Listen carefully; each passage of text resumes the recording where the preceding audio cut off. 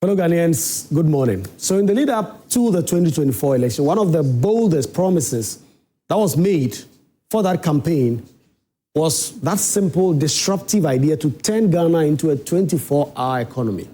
A nation that works in 3 shifts, that produces day and night, that uses every hour to create jobs, add value, and export more.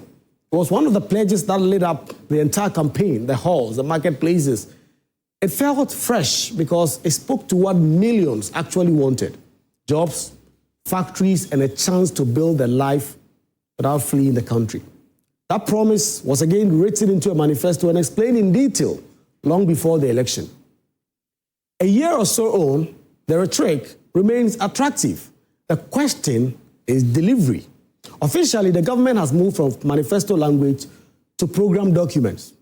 In July, the president formally launched the 24-hour economy and accelerated export development program, complete with a framework and an ambition to knot productivity, logistics, and export corridors into a single national push. The launch was billed as more than sloganizing. It came with a program booklet and concrete targets that imagined new industrial clusters, freight corridors, incentives for round-the-clock production. That is the good news. The blueprint exists. The harder truth is that the blueprints do not. Make shoes or jobs or whatever you want. We do not see the 24-hour economy in action. And what matters now is the speed and sequencing to get this done. If this is to be the job creation engine that it promises to be, preparatory work must move from policy rooms into power plants, the factories, the warehouses, and the ports. We need to fix our roads, where the trucks will be running at night. The energy must be rock steady when mills switch to a second shift, and customs must stop being a nighttime bottleneck if exporters are to turn cargo around in hours, not days. We've heard that the government says the ports are going 24-hour. In short, the whole infrastructure stack must be remade to accommodate a 24-hour rhythm. Some of the administration's early claims are encouraging. Officials say the policy will reduce transport costs, it will strengthen export competitiveness and spur agro-processing and manufacturing, and the state has also signaled it will set up legal and institutional structure to support nighttime operations. There are even reports of a draft authority bill to govern the program that is being prepared for Parliament when it resumes next week. Those are all necessary steps if the plan is to be more than what we have seen so far, a ceremonial launch. But promises and programs do not substitute for the impatience of the unemployed. Young people need incomes today, not promises for next year. Small businesses cannot wait for a grand national plan to fully tread through 7 ministries when their cash flows are collapsing this month. The credibility test for the 24-hour economy is therefore short and brutal. Show that within months, not years, we can see demonstrable jobs created, the factories running additional shifts, and logistical reforms that move goods faster and cheaper.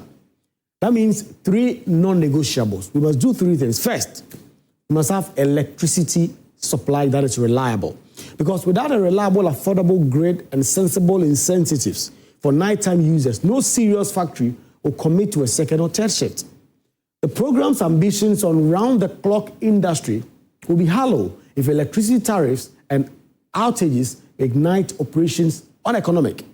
Then again, the big part, logistics, ports, customs, and inland freight must be digitized, streamlined, and given 24-hour operational capacity. The long clearance times nullify any advantage from nighttime production. And then the big elephant in the room, finance and incentives. The state is expected to provide credible, time-bound fiscal relief, cheap working capital, and export guarantees that make it viable for firms to expand production immediately. All these 3 must be measurable and visible within months, not years. No one can wait. Then there's also the political risk that must be named.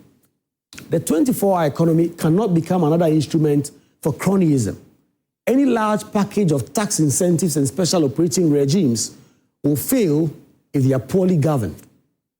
It will simply become a new source of rent extraction. The plan must be transparent, with clear eligibility rules and a public dashboard showing which firms and sectors get what and how.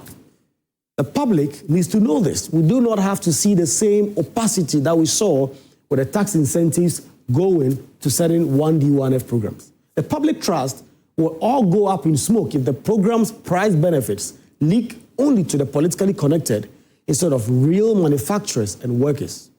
That is a lesson we should have learned by now. Then the program should be anchored to the urgent national needs that all of us understand. Industrialization through agro-processing, so farmers earn more than raw commodity prices.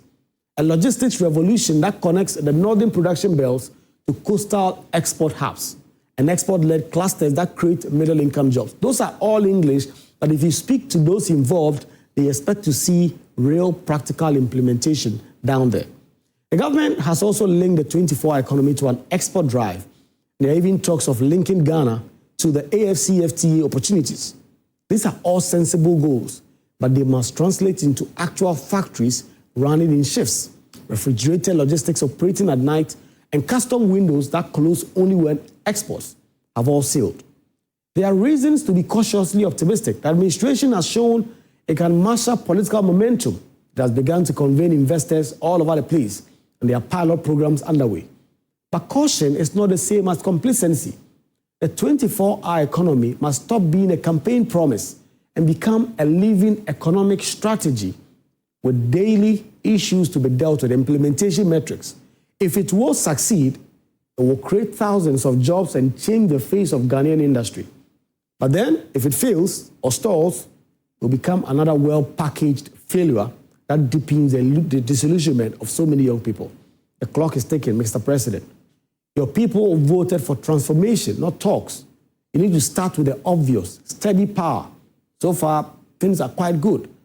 Faster customs, targeted incentives, and a transparent incentive register. You must do it quickly. Let the first measurable wins be in factories and in warehouses, not in statements, not in talks. The rest has to follow. Because if 24-hour economy is going to be something, and yesterday we've heard about GIHOC, that is saying that they're struggling because of imported alcoholic beverages that are coming into the system. Then the 24-hour economy will not work if it is all talk without show. Good morning, fellow Ghanaians.